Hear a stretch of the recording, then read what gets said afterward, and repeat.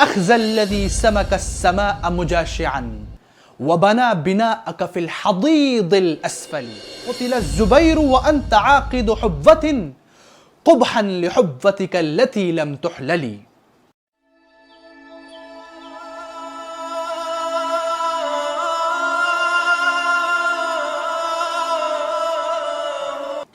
وما كنت أدري قبل عزة ما البكا ولا موجعات القلب حتى تولتي.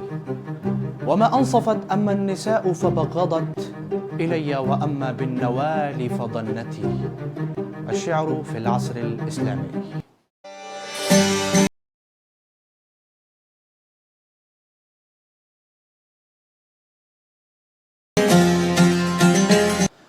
بسم الله، الحمد لله، والصلاة والسلام على رسول الله، وبعد. أيها المشاهدون الكرماء، السلام عليكم ورحمة الله وبركاته. أهلا وسهلا ومرحبا بكم في الحلقة السادسة من سلسلة تاريخ الأدب العربي. إذا ألقينا النظر في شعر العصر الإسلامي وجدنا أنه يقلد الشعر الجاهلي تقليدا ويتفق معه اتفاقا، فيجري في مجراه ويسلك مسلكه، إلا أنه تأثر بالدين والحضارة. فالموضوعات والأساليب في شعر العصر الإسلامي كما كانت في الشعر الجاهلي، إلا أن بعض العوامل والأسباب أضافت إليه بعض الموضوعات.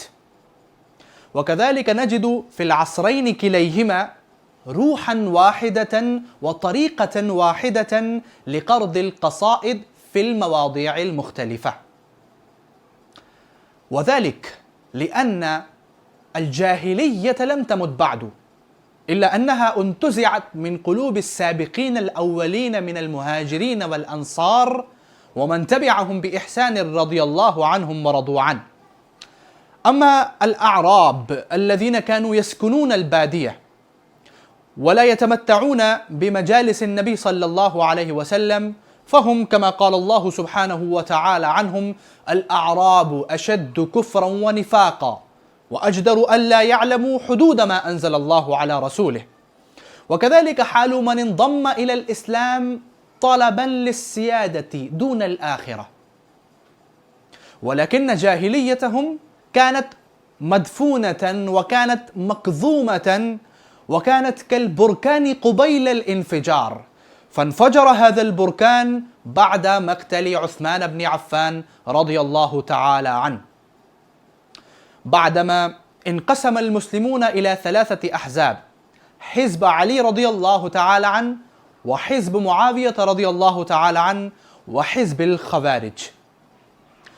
وأما الشعراء الذين كانوا يستلهمون المعاني من الجاهلية لم يحبسوا أنفسهم عن هذه المعركة البغيضة المشؤومة، فمنهم من تقول الشعر لنيل الأنبال الطائلة من بني أمية، لأن بني أمية كانوا ينثرون الدنانير والدراهم على الشعراء ليمدحوهم ولكي لا ينالوا من أعراضهم.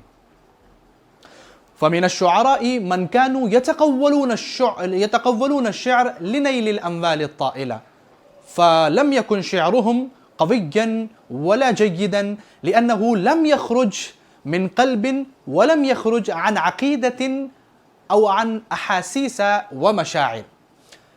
أما حزب علي وحزب الخوارج فشعراؤهم كانوا يقولون الشعر عن عقيدة اعتقدوها، وعن أحاسيس يعبرون عنها، وعن مشاعر يقدمونها إلى الآخرين، فكان شعرهم قويا وجيدا جدا، وكانوا قد تركوا تراثا أدبيا رائعا غاليا. وعلى سبيل المثال أنشدوا قصيدة قطري بن الفجاء الخارجي في الحماسة وهو يقول: أقول لها وقد طارت شعاء من الأبطال ويحك لن تراعي، فإنك لو سألت بقاء يوم على الأجل الذي لك لن تطاعي، فصبرا في مجال الموت صبرا، فما نيل الخلود بمستطاع. وهؤلاء الشعراء كانوا في العراق، في الكوفة والبصرة.